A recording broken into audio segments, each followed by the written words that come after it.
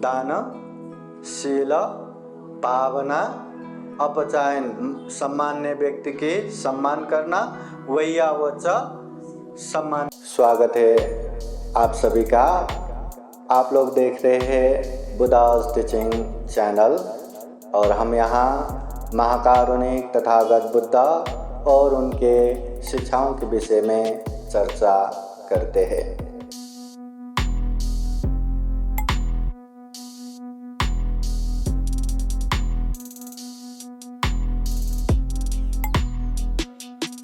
दानं ददन्तु सद्दाय, शीलं रक्षन्तु सर्वदा, पावना विरतावन्तु गच्छन्तु देवतागता। महाकारुणिक तथागत बुद्धा धम्म संघ को त्रिवार वंदना।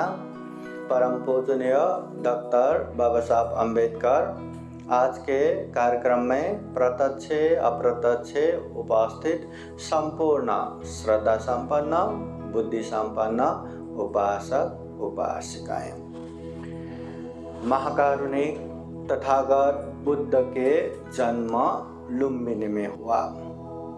उनका राज्य कपिलवस्तु। 29 साल के उम्र में उन्होंने राजश्री, सुख, वैभव, परिवार, बंधु सब त्याग करके महाविनिष्क्रमण किया, प्रवज्ञा बने। 6 साल खूब दुष्कर तपस्या किया, उसके बाद भी ज्ञान प्राप्त नहीं हुआ तो मध्यम मार्ग अपनाते हुए ध्यान साधना करते करते बुद्ध गया के बोधि वृक्ष के नीचे उन्होंने बोधि ज्ञान प्राप्त किया, सम्यक संबुद्ध बने। सम्यक संबुद्ध बनने के बाद ये उपदेश कौन सुन सकता है, कौन समझ सकता है, ऐसा ध्यान करते करते उनको पंचभद्र वर्गीय याद आया। उस समय वो लोग सारनाथ में थे, वाराणसी के नजदीक सारनाथ। तो तथागत बुद्ध गया से सारनाथ जाके वो 5 पंचभद्र वर्गीयों को उपदेश देते हैं। पहला बुद्ध का उपदेश जिसे धम्मचक्कपवतन कहते हैं। तो धम्मचक्कपवतन में तथागत बुद्ध सबसे पहले 2 अति मार्ग छोड़ने का उपदेश देते हैं। कामेषु काम सुखलिकानुयोगो, शरीर को अति सुख सुविधा देना ये अति मार्ग है, छोड़ना चाहिए। दूसरा अत्त किलमथानुयोगो, शरीर को अति दुख कष्ट दे के बहुत पुण्य होगा, धम्म होगा ऐसा सोचना, ये भी अति मार्ग है, छोड़ना चाहिए। फिर करना क्या है? मध्यम मार्ग। मध्य मार्ग में जाते हुए दुख मुक्ति की तरफ जाना है। उस समय तथागत बुद्ध दुख आर्य सत्य, दुख समुदय आर्य सत्य, दुख निरोध आर्य सत्य, दुख निरोध गामिनी प्रतिपदा आर्य सत्य, 4 आर्य सत्य का उपदेश देते हैं। और ये दुख है तो दुख का कारण है तृष्णा, दुख मुक्ति है या निर्वाण है तो निर्वाण पहुंचने का मार्ग है आर्य अष्टांगिक मार्ग। तो आर्य अष्टांगिक मार्ग को तथागत बुद्ध शील, समाधि, प्रज्ञा के रूप में उपदेश देते हैं। तो तथागत बुद्ध जो उपासक उपासिका हो, भिक्षु भिक्षुनी हो, जो भी दुख मुक्त होना चाहते हैं या दुख मुक्ति के मार्ग पे जाना चाहते हैं, उन लोगों को 3 बातें सिखाते हैं। क्या क्या 3 बातें? शील, समाधि, प्रज्ञा। अच्छे से शील पालन करो, सम्यक समाधि उत्पन्न करो और प्रज्ञा अभिवृद्धि करो। ये दुख मुक्ति का मार्ग है। अभी हर कोई दुख मुक्त तो हो नहीं सकता, हर कोई दुख मुक्ति के मार्ग पे तो जा नहीं सकता, और बहुत सारे लोगों को पता है फिर भी भंते जी थोड़ा बिजी है, नंतर जाओ ना, बाद में जाएंगे बोलते हैं। तो तथागत बुद्ध जो दुख मुक्ति के मार्ग पे चल नहीं सकता पर पुण्य करना चाहते हैं, धम्म करना चाहते हैं, तो ऐसे लोगों को तथागत बुद्ध 3 उपदेश देते हैं, 3 बातें सिखाते हैं। वो 3 बातें क्या क्या है? दानं ददन्तु श्रद्धाय, श्रद्धा पूर्वक दान देना है, त्याग चित्त से दान देना है। दूसरा, शीलं रक्षन्तु सर्वदा, शील सदाचार हमेशा पालन करना है। और तीसरा, भावना विरता भवन्तु, ध्यान भावना करते रहना है, मन को एकाग्र करना है। ये 3 जो उपदेश दिया, इसी में बाकी के सारे पुण्य कर्म भी इसी में आ गया। ये तो सारांश में ये 3 है, उसी को विभाजित करके देखा तो 10 पुण्य क्रिया तथागत बुद्ध उपदेश देते हैं। हाँ, तो 10 पुण्य क्रिया, वो पुण्य का उपदेश सुना रह गया था ना, तो आज आप लोगों को 10 पुण्य क्रिया का उपदेश देते हैं। तो 10 पुण्य क्रिया में प्रमुख दान, शील, भावना, बाकी के साथ इसी के अंतर्गत ही आते हैं। श्रद्धा पूर्वक दान देना, शील सदाचार पालन करना, ध्यान साधना करना। अभी सबसे प्रारंभ में आप लोगों को एक छोटा सा कहानी बताता हूँ।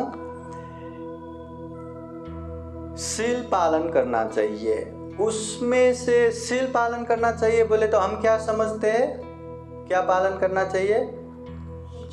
पंचशील हर दिन पालन करना चाहिए। जो जो अपने आप को बौद्ध कहते हैं, जो जो अपने आप को बुद्ध के अनुगामी कहते हैं, उपासक उपासिका कहते हैं, उन लोगों को पंचशील पालन करना ही चाहिए। और उसके बाद क्या पालन करते हैं? अष्टशील उपवसत पालन करते हैं। आज संध्या तय का उपवसत मतलब वर्षावास चल ही रहा है, उपवसत। और बहुत सारे लोग पंचशील प्रार्थना करते समय भंते जी मला उपवसत दिया, हमें उपवसत दीजिए, हम ये उपवसत में है। तो ये उपवसत पालन करते हैं, क्यों पालन करते हैं? देखा जाए तो पंचशील पालन करने से तो हो जाता था, फिर अष्टशील क्यों पालन करना, क्यों पालन करते हैं?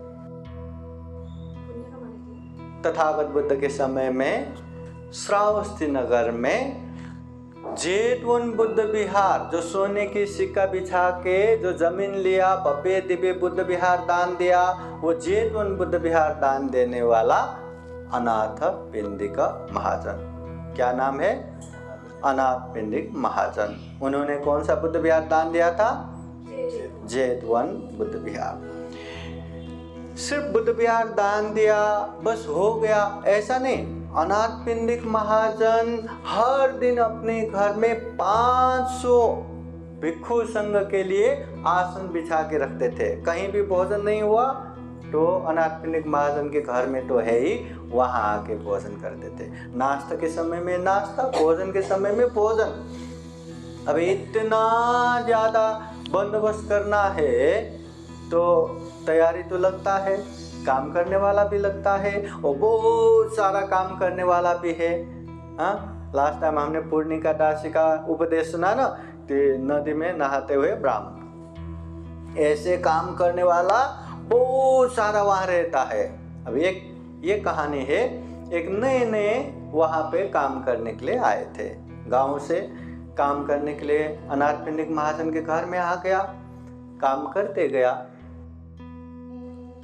महीने में 4 बार, अष्टमी, अमावस्या, फिर अष्टमी, फिर पौर्णिमा, महीने में 4 दिन अनाथ पिंडिक के घर में सब लोग उपवास धारण करते थे। उस दिन 12 बजे के बाद वहाँ खाना ही नहीं बनते। अभी वो पहली बार उपवास उसने देखा नहीं था, उसको पता नहीं था, और वो सुबह सुबह वो काम करने के लिए निकल गया और किसी ने उसको बताना भी भूल गया। और वो काम करके एकदम भूखा प्यासा वो दोपहर के बाद आया। वहाँ आए तो कहीं भी खाना ही नहीं, पहले पहले होता तो मुझे खाना दो, मुझे सब्जी दो, मुझे ये दो, मुझे वो दो, कितने वहाँ हल्ला खल्ला मच जाता है ना, कितने लोग रहते थे, पर उसमें कोई नहीं, सुनसान, कोई भी खाने के लिए बैठा नहीं। क्या हुआ?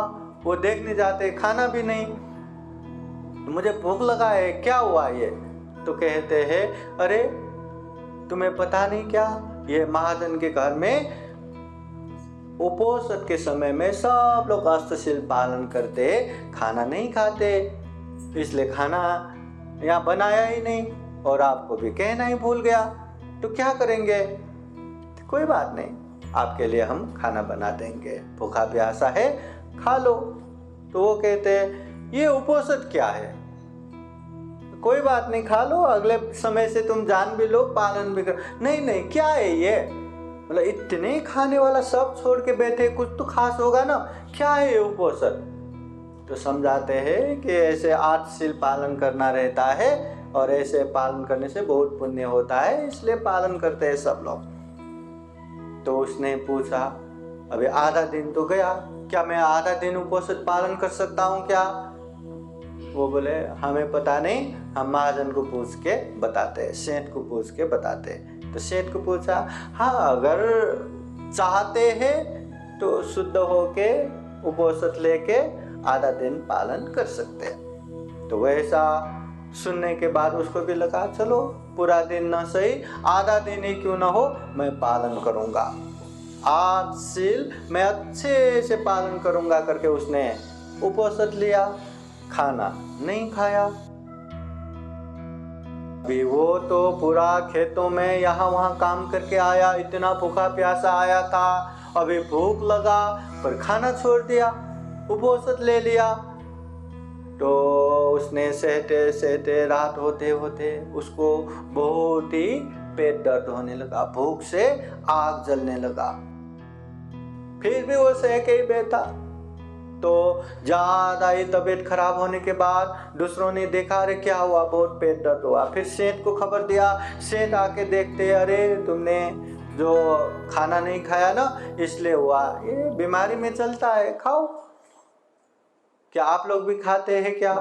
नहीं, हम उपोषण के दिन में नहीं खाते। फिर मैं भी नहीं खाऊंगा। अरे तुम बीमार हो ना, चलता है, खाओ। नहीं नहीं, बाकी लोग नहीं खा रहे, मैंने आधा दिन ही पालन किया, मैं आधा दिन के लिए बिगाड़ूंगा नहीं, मैं नहीं खाऊंगा। अभी पूरा भूखा रहने से वहाँ एकदम वायु उत्पन्न हो गया, एकदम उसको तबीयत ज़्यादा ही खराब हो गया। महाजन ने कितना कहा, खाओ, खा सकते हैं, पर खाया नहीं। तो जीत करके उसने उपोषण पालन करके बैठा, और रात होते होते इतना तबीयत खराब हो गया, इतना तबीयत खराब हो गया कि वो मर ही गए, गुजर गए। अभी ये बात तो भगवान बुद्ध तक भी पहुंचा।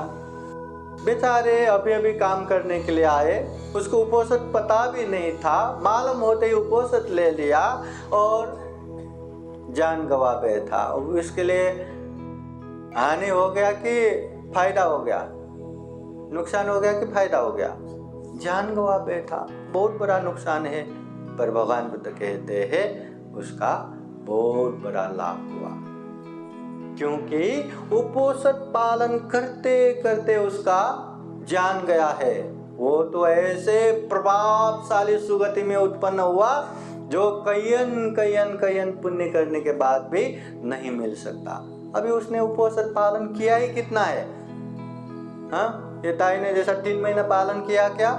नहीं, 8 दिन में एक बार पालन करते, वो भी जीवन में पहली बार काम करने के लिए आया, पहली बार आधा दिन उपोषण पालन किया और उसमें भी जान गवा बैठा, फिर भी इतने प्रभावशाली सुगति में उत्पन्न हुआ। तो तथागत बुद्ध कहते हैं, अगर आधा दिन उपोषण पालन करने का इतना लाभ है तो सोचो जरा, जो पूरा दिन पालन करते हैं उसका लाभ कितना होगा, उसका पुण्य कितना होगा। इसलिए उपोषण पालन करना बहुत बड़ा पुण्य कार्य है, इसलिए ये पुण्य करना चाहिए। जो जो उपासक उपासिकाएं हैं ये पंचशील तो पालन करते रहना है, पर 8 दिन में एक बार उपोषण पालन हर किसी को करना चाहिए। और इसका साइंटिफिक रीजन भी है। हाँ, शरीर में भी सारा चीज है ना ठीक करता है, मतलब उपोषित रहने से, खाना न खाने से शरीर भी जो बचा हुआ सब डाइजेस्ट होगा, साफ होगा, अच्छा होगा। पर एक चीज क्या याद रखना है, पंचशील ऐसा शील है जो हर किसी को पालन करना है, बिगाड़ा तो पाप लगेगा। मगर 5 शील में एक्स्ट्रा 3 शील है ना, तो जो शील पालन करता है उसका पुण्य लगता है, अगर बिगाड़ा तो पाप नहीं लगता। हाँ, 12 बजे के बाद खाना खाया, पाप लगता है क्या? लगता है क्या? नहीं लगता। हाँ, पालन किया तो उसका पुण्य लगता है, पालन नहीं किया तो पुण्य नहीं लगता, बस उतना ही। और भगवान बुद्ध के समय से 2 तरह से बुद्ध के धम्म पालन करने वाले रहते। एक तो बहुत कड़ाई के साथ पालन करने वाला, एक तो ठीक ठीक पालन करने वाला। बुद्ध जब दुष्कर तपस्या करके गिर पड़े थे, कितनों ने सोचा ये मर भी गए। जब होश आया तो देखते हैं एक जन बीना बजाते बजाते चल रहे थे।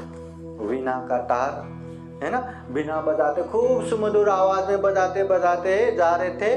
वो देखते देखते वो सिद्धार्थ बोधिसत्व सोचते हैं, अरे ये जिंदगी भी तो ऐसा ही है, ये जो बीना में जो तार है उसको एकदम कस के बांधा तो भी जैसा आवाज आना था वैसा नहीं आएगा, और एकदम ढीला छोड़ा तो भी वैसे ही आवाज नहीं निकाल सकते। तो शरीर को भी अति दुख दे के भी दुख मुक्ति नहीं होगा, अति सुख दे के भी दुख मुक्ति नहीं होगा। मध्यम मार्ग में ही चलना चाहिए, और भगवान बुद्ध हमेशा यही मध्यम मार्ग सिखाते हैं, यही मध्यम मार्ग का उपदेश देते हैं। बुद्ध के धम्म में अति मार्ग कहीं नहीं है। अगर अति आया तो समझ लेना ये अपना मार्ग नहीं है। जैसे हिंसा नहीं करना किसका उपदेश है? बुद्ध का उपदेश है। पर अहिंसा परमो धम्म सुना है कि नहीं? सुना है कि नहीं? ये बुद्ध का नहीं है, ये जैन का है। हिंसा नहीं करना ये बुद्ध का उपदेश है, मगर अहिंसा परमो धम्म हमारा नहीं है। तो अति मार्ग नहीं है। तो इसमें भी उपोषित पालन करते समय भी अति मार्ग नहीं अपनाने का। खाना को बैलेंस करके एक नाश्ता एक भोजन करने का, और भोजन 12 बज गया अब खाऊंगा ही नहीं, इतना भी अति मार्ग नहीं जाने का। क्योंकि वो खाने न खाने से दुख मुक्ति लिंक नहीं है, खाने न खाने से पाप धम्म संबंधित नहीं है। और उपोषित लेना बोले तो फास्टिंग करना नहीं है, केवल एक ही शील जोड़ दे के बैठना नहीं है, वहां पे और 7 शील भी है। विकाल भोजना का मतलब विकाल, जो समय नहीं है ऐसे समय पे खाते मत रहो। कोई कोई रहता है ना, हाँ याद आया खाते रहो खाते रहो खाते रहो खाते रहो खाते रहो, इतना मोटा हो गया खाते रहो, कंट्रोल ही नहीं होता। बुद्ध क्या कहते? मध्यम मार्ग। ज्यादा खाया तो भी प्रॉब्लम, खाना ही नहीं खाया तो भी प्रॉब्लम। खाना न खाने से इंसान मर जाते हैं भूखे से, पर ज्यादा खाने से ज्यादा लोग मर जाते हैं, भूखे से भी ज्यादा खाना खाने से मर जाते हैं। इसलिए मध्यम मार्ग, हाँ ये बात हमेशा याद रखना। तो ये शील के विषय में थोड़ा सा हो गया। तो अभी हम जाते हैं 10 शील, 10 पुण्य क्रिया। जो पुण्य करना है, मूलतः ये 3 पुण्य हो गया, दान शील भावना, उसमें और 7 चीज जोड़ के 10 पुण्य क्रिया किया है। तो 10 पुण्य कम ये हमेशा याद रखना। तो एक एक याद करते जाइए। हाँ, पहला क्या है? अभी शील के विषय में बोला इसलिए पहला है दान, श्रद्धा से त्याग चित्त से दान देना। दूसरा है शीला, शील सदाचार अच्छे से पालन करना, मतलब अपने आप को लिमिटेशन में रखना, शरीर से जो मर्जी नहीं करना, वाणी से जो मर्जी नहीं बोलना, हाँ, वो नियम में रहना, शील सदाचार। तीसरा है भावना। भावना बोले तो, हाँ, भावना बोले तो क्या है? ध्यान भावना करना, मन को एकाग्र करना, अच्छे जगह पे एकाग्र करना, तीसरा। चौथा है अपचायन। क्या है बोलिए? अपचायन, बोलिए अपचायन। अपचायन बोले तो जो सम्मान्य व्यक्ति है उनका सम्मान करना। अभी सम्मान्य व्यक्ति बोले तो अपने से उम्र में बड़ा हो सकता है, अपने से ज्ञान में बड़ा हो सकता है, अपने से ओहदा में बड़ा हो सकता है, मतलब जो भी सम्मान्य व्यक्ति है उनका आदर करो, सत्कार करो, सम्मान करो, ये भी पुण्य कार्य है। बुद्ध ने एकदम मैं किसी के आगे झुकूंगा ही नहीं करके ऐसे खड़ा रहने का उपदेश नहीं दिया। उससे अहंकार, अभिमान उत्पन्न होता है। जो अहंकार अभिमान करके बैठते वो सारा रास्ता बंद कर देते हैं। इसलिए वो अहंकार को दमन करने के लिए नम्र होना जरूरी है। इसलिए ये मुझसे बड़ा है, ये मुझसे उम्र में बड़ा है, ये मुझसे इसमें बड़ा है, ऐसा कहते हुए हमें सम्मान करना चाहिए। चौथा अपचायन। पांचवा है वैयावच। बोलिए वैयावच। वैयावच बोले तो सम्मान्य व्यक्ति का सम्मान करना, सेवा करना। सम्मान आदर सत्कार तो करते ही है, उन लोगों का सेवा करना भी पुण्य है। अब सेवा बोले तो शारीरिक रूप से हो सकते हैं, अनेक तरह से मेंटालिटी है ना, मेंटली हो सकते हैं, या अनेक वस्तु दे के हो सकते हैं, बीमारियों का दवा करके, है ना, अनेक तरह से खाना दे के, कपड़ा दे के, रहने की चीज़ दे के, पैसा दे के, अनेक तरह से सेवा कर सकते हैं। तो ये सेवा करना भी पुण्य है। दान, शील, भावना, अपचायन, सम्मान्य व्यक्ति की सम्मान करना, वैयावच, सम्मान्य व्यक्ति की सेवा करना, पांचवा। तो अभी छठा है पति दान। पति दान बोले तो पुण्य दान करना। जो कोई भी पुण्य करता है, इस पुण्य के अनुभाव से सबका मंगल हो, सबका कल्याण हो करके ऐसे पुण्य दान करना चाहिए। ये पुण्य दान करने से, जिस तरह पैसा दान दिया, पैसा खर्चा हुआ, पुण्य दान दिया, पुण्य भी खर्चा होता है, ऐसा होता है? होता है नहीं?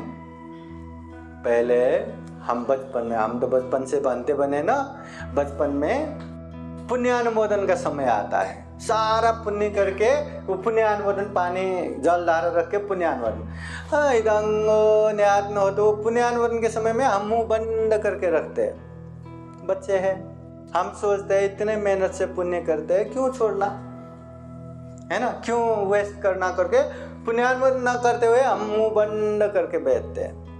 वो तो बाद में पता चला कि पुण्य दान देने से पुण्य खर्चा नहीं होता, खत्म नहीं होता। जिस तरह एक कुएं में जितना पानी निकालते हैं उतना पानी ज्यादा निकलेगा और शुद्ध निकलेगा, जितना है उतना ही रहा तो इतना सड़ जाएगा, वो भी पीने लायक नहीं बनता। इसलिए जब भी पुण्य करते हैं, इस पुण्य के अनुभव से जो जो दुखी है दुख मुक्त हो, जो जो बीमार है बीमार मुक्त हो, जो जो शारीरिक मानसिक रूप से पीड़ा है पीड़ा मुक्त हो, भय मुक्त हो, शोक मुक्त हो, ऐसा कामना करना चाहिए इस पुण्य के अनुभव से। इससे हमारा कोई भी नुकसान नहीं है, उल्टा प्रसन्नता से वो पुण्य बढ़ता जाएगा। हाँ, यह मैत्री करुणा का अभ्यास भी है, इसलिए ये अभ्यास करना चाहिए। इसको कहते हैं पति दान। क्या दान? पति दान। सातवां है पत्तानुमोदन। पति अनुमोदन, पत्तानुमोदन। बोलिए पत्तानुमोदन। पत्तानुमोदन बोले तो कोई पुण्य दान करता है तो उसको अनुमोदन करना, साधु साधु साधु करके उसको ग्रहण करना। कोई पुण्य दान करता है तो तुम्हारा पुण्य तुम ही रखो, हमें नहीं चाहिए, हम ही करेंगे करके बैठना नहीं है। अरे कोई पुण्य कर रहा है ना, साधु साधु साधु, बहुत अच्छा बहुत अच्छा, इतना भी बोला ना। पुण्य करने वाला भले ही ये जादव परिवार हो, पर जो जो इसमें सहभागी है सबको पुण्य लगता है। भले ही गजानन को यहाँ गर्म हुआ हो, फैन चलाने से सबको हवा लगता है। हाँ, इसलिए ये पुण्य का अनुमोदन भी करना चाहिए। दान तो देना चाहिए, अनुमोदन भी करना चाहिए। कितना हो गया? 7 हो गया। पहला दान, दूसरा शील, तीसरा भावना, चौथा अपचायन मतलब सामान्य व्यक्ति की सम्मान करना, पांचवा सेवा करना वैयावच, छठा पतिदान पुण्यदान, सातवां पत्तानुमोदन पुण्य को अनुमोदन करना, कोई दान देता है तो अनुमोदन करना। अभी 8वां है धम्म सवना। धम्म सवना बोले, धम्म सवन बोले तो धम्म श्रवण, धम्म देशना सुनना। धम्म देशना सुनना भी पुण्य है। तो आप लोग क्या कर रहे? धम्म देशना सुन रहे हैं ना, अरे वाह, पुण्य कर रहे हैं आप लोग भी। हाँ, तो धम्म देशना सुनना भी पुण्य है। धम्म देशना सुनने से ही मन में श्रद्धा उत्पन्न होता है। अगर श्रद्धा है तो और अभिवृद्धि हो जाता है, पुण्य करने के लिए प्रेरणा मिलता है। और पुण्य क्या करना है, क्या नहीं करना है, कौन से रास्ते पे जाना है, वो सब बरोबर अच्छे से दिखता है। इसलिए ये धम्म देशना सुनना भी उत्तम मंगल भी है और पुण्य भी है। इसलिए धम्म देशना जब भी मौका मिले सुनते रहना चाहिए। और बहुत सारे लोगों को जो श्रद्धावान नहीं है उनकी बात है, उन लोगों को ऐसा भी लगता है कि धम्म देशना मैंने सुन लिया, बस मला गरज नाही, आता ऐकायचं गरज नाही, मी ऐकलं, मैंने सुन लिया करके ऐसे बैठने वाले भी बहुत सारे रहता है। ऐसा नहीं, धम्म देशना बार बार बारंबार सुनना चाहिए। जैसे बैठे बैठे हम जिंदगी भर बैठते आए हैं, बैठना छोड़ दिया क्या? या तो हम बैठते, या तो खड़े रहते, या तो चलते, या तो लेटते। ये 4 पोजीशन, 4 इरियापद के अलावा जीवन में और कुछ है ही नहीं। हम हवा में उड़ नहीं सकते, है ना। ये 4 इरियापद है, ये जिंदगी भर करते आते हैं, फिर भी हम उसको छोड़ते नहीं। वैसे ही ये धम्म देशना भी जितना हो उतना बार बार बारंबार सुनते रहना चाहिए, सुनते रहना चाहिए। इसमें बहुत कल्याण होता है। ये हुआ 8वां। 9वां है धम्म देशना। क्या है धम्म देशना? धम्म देशना बोले तो धम्म का उपदेश देना, धम्म की बातें सुनाना, इसे कहते हैं धम्म देशना। ये धम्म देशना भी पुण्य कार्य है। तो जो जो भंते जी धम्म की बातें सुना रहे हैं वो उनका पुण्य कार्य है।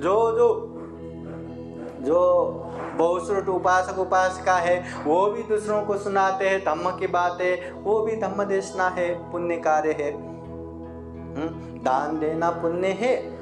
दान देने से कोई एक चीज परिपूर्ण हो जाएगा, मगर धम्म देशना अच्छे से सुना, अच्छे से समझा और अच्छे मार्ग में चला तो जिंदगी भर उसका कल्याण हो जाता है।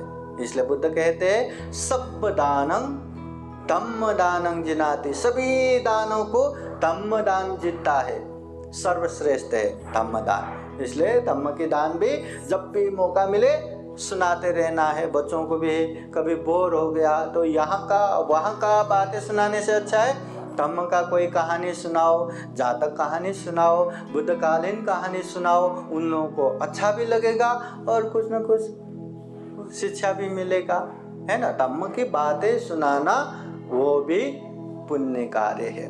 कितना हो गया? 9 हो गया।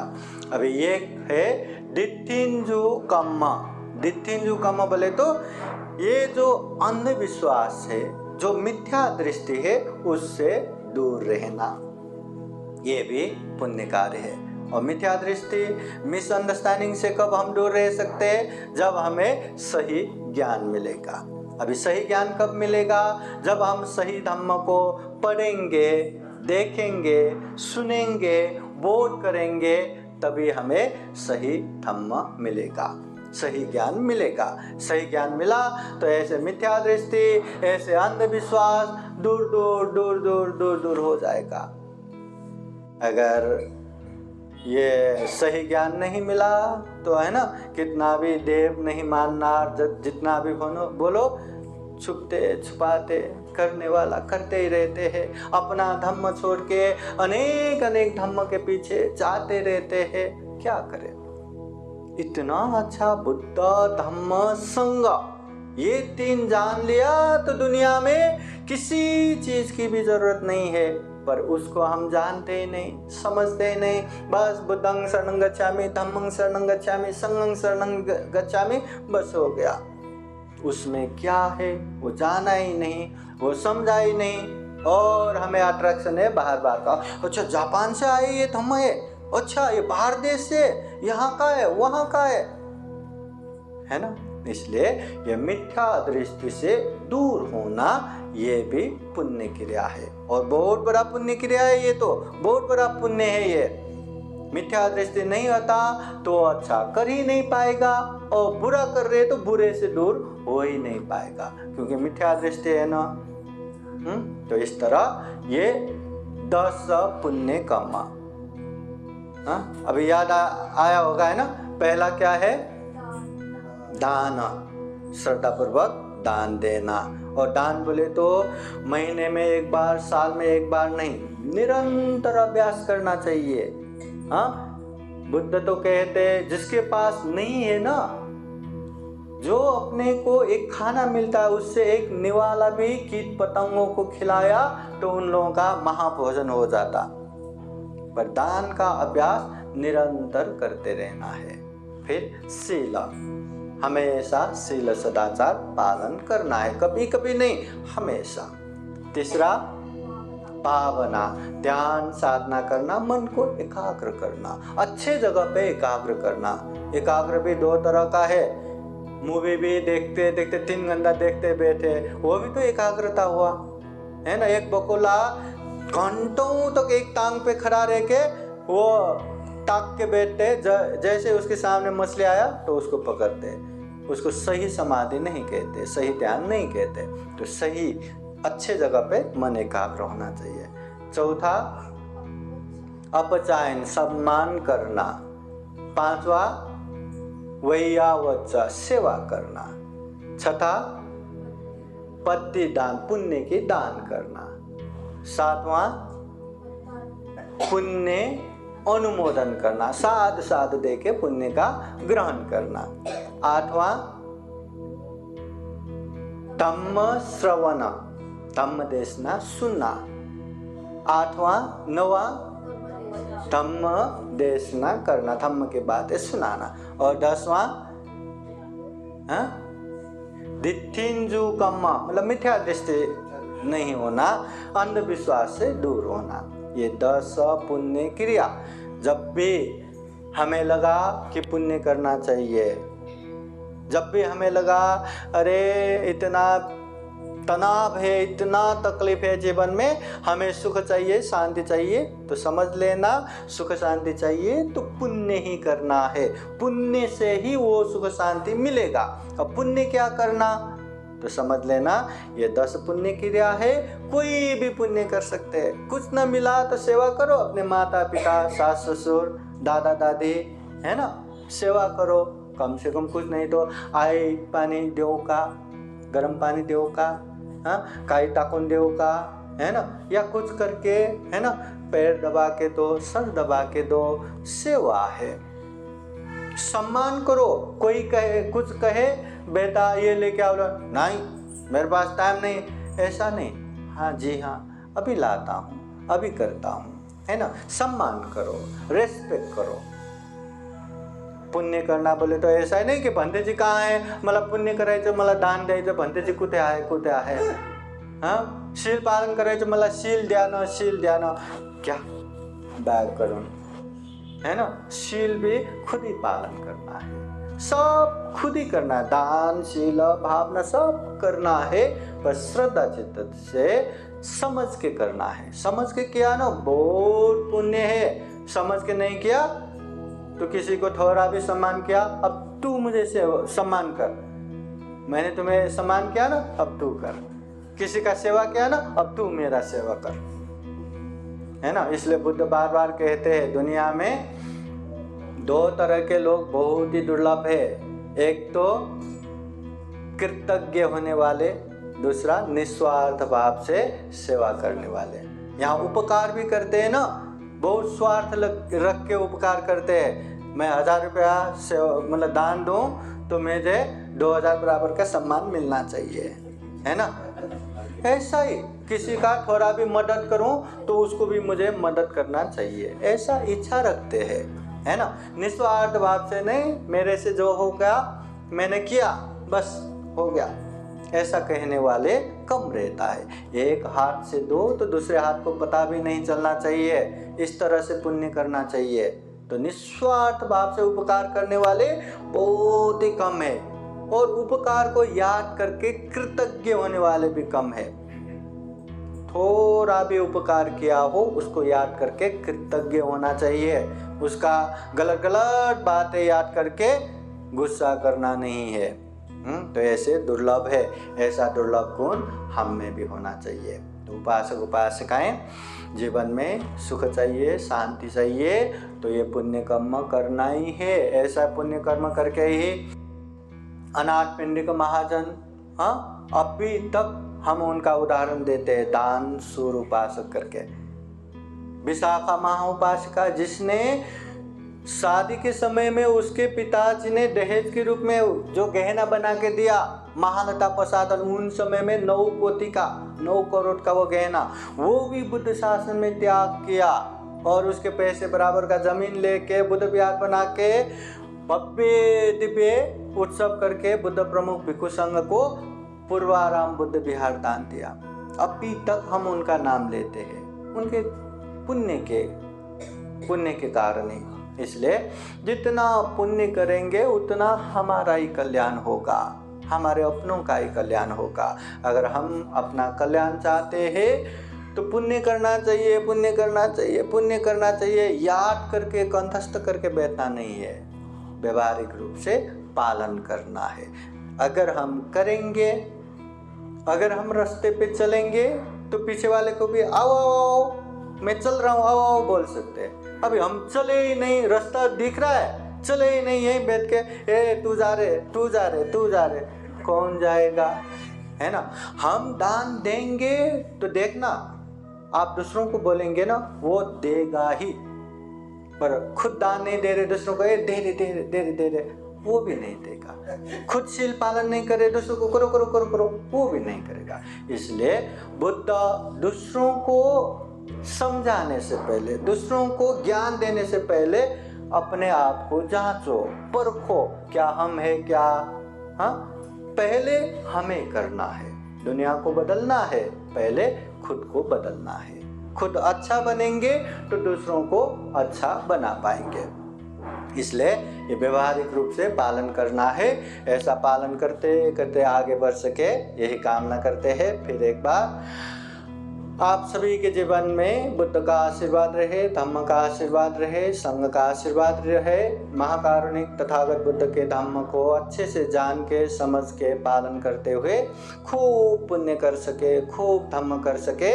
ये दुर्लभ जीवन, यह अमूल्य जीवन प्राणी जगत में सर्वश्रेष्ठ मनुष्य जीवन को सफल बना सके, सार्थक बना सके।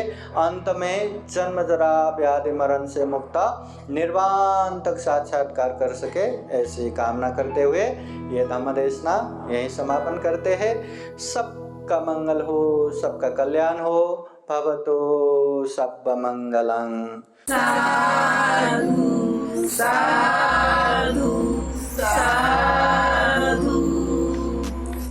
बुद्धं नमामि। बुद्ध को नमन करता हूँ। धम्मं नमामि, धम्म को नमन करता हूँ। संघं नमामि, संघ को नमन करता हूँ।